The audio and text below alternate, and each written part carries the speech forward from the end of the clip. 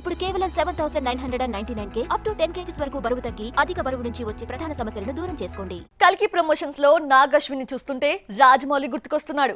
ఆ మధ్య బుజ్జిని రివీల్ చేసిన ఈవెంట్ లోనే కాదు, రీసెంట్ గా రిలీజ్ చేసిన రెండో వీడియోలో నాగిలో జక్కన కనిపిస్తున్నాడు. తీసింది 3 సినిమాలే అయినా ఈ యంగ్ టాలెంట్ ని దర్శక ధీరుడితో పోల్చడం ఏంటి అనుకుంటున్నారా? Watch the story. రాజమౌళి ఒక్కోసారి కథను ముందే రివీల్ చేసేస్తాడు. RRR కథని ముందే చెప్పేశాడు. ఫ్రీడమ్ ఫైటర్స్, అల్లూరి, కొమరం భీం కథలతో RRR రూపొందబోతోందంటూ కొంతకాలం కనిపించని వీళ్ళు ఇద్దరూ కలిస్తే ఏమైందన్న ఫిక్షన్ తో RRR తీస్తున్నామని ముందే చెప్పేసి కాంట్రవర్సీ రాకుండా జాగ్రత్త పడ్డాడు. పునర్జన్మ కథతో మగధీర రూపొందుతోందని ముందే హింట్ ఇచ్చేశాడు జక్కన్న. ఆడియన్స్ కన్ఫ్యూజ్ కాకుండా ముందే కల్కి కథ ఎలా ఉండబోతోందో చెప్పేశాడు దర్శకుడు. సినిమా గురించి రిలీజ్ చేసిన రెండో వీడియోలో ఫ్యూచర్ వరల్డ్ ఎలా ఉంటుందో వివరించాడు. 3 ప్రపంచాల మధ్య జరిగే కథే కల్కి అని తెలిపారు.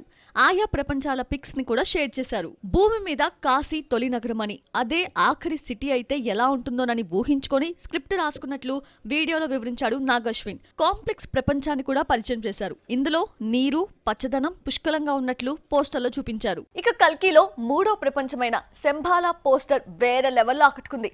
మూవీ టీం కష్టమంతా ఇందులో ఫుల్ గా కనిపిస్తోంది. దేవుడిని బ్యాన్ చేసిన ప్రపంచం అని చెప్పుకొచ్చాడు. మొత్తానికి ఈ 3 పోస్టర్స్ సోషల్ మీడియాలో ఫుల్ ట్రెండ్ అవుతున్నాయి. కల్కి ప్రమోషన్ రాజమౌళి దారిలో నడుస్తోంది. గతంలో జక్కన్న, సునీల్ తో తీసిన మర్యాద రామన్న ఈవెంట్ లో సినిమాలో మాదిరి హౌస్ సెట్ వేసి కాన్సెప్ట్ ని అప్లై చేశారు.